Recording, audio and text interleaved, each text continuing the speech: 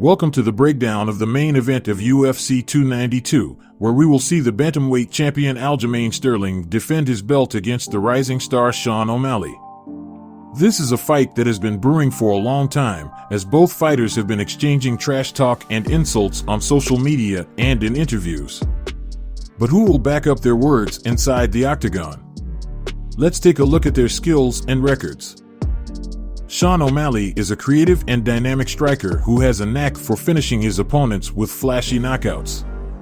He has a record of 16 wins and 1 loss, with 12 wins by KO or TKO and 1 by submission. Some of his notable wins include a one-punch knockout of former WEC champion Eddie Wineland at UFC 250, sending him back to the retirement home. A third-round TKO of Chris Moutinho, who is widely regarded as the bantamweight GOAT at UFC 264. A controversial split decision over former champion Petr Yan at UFC 280, where many fans and analysts thought he lost, but he still got his hand raised. Aljamain Sterling is a dominant grappler who has a black belt in Brazilian Jiu-Jitsu and a wrestling background. He has a record of 23 wins and 3 losses, with 8 wins by submission and 4 by KO or TKO. Some of his notable wins include a unanimous decision over a one-armed TJ Dillashaw, who dislocated his shoulder in the first round at UFC 280.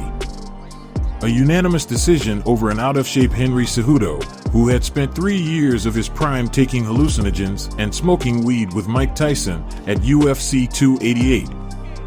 An Oscar-winning performance after receiving an illegal knee from Petr Yan, which resulted in a disqualification win and the bantamweight title for Sterling at UFC 259. This fight is a classic clash of styles, as O'Malley will try to keep the fight standing and use his reach and speed to land strikes on Sterling, while Sterling will try to close the distance and take O'Malley down to impose his ground game. O'Malley is definitely expected to lose this fight, but that is exactly why he could win. His grappling may surprise us all, and Sterling might struggle to take him down if he has improved his takedown defense. However, this is unlikely, and despite him being a very creative striker, I just don't see him catching Sterling before Sterling can take his back. So that being said, my prediction for this fight is Sterling coming out like he did against Corey Sandhagen and submitting Sean in the first round.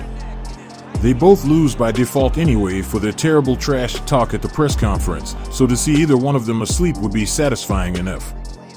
That's my breakdown for UFC 292. Out of the way with. Thanks for watching.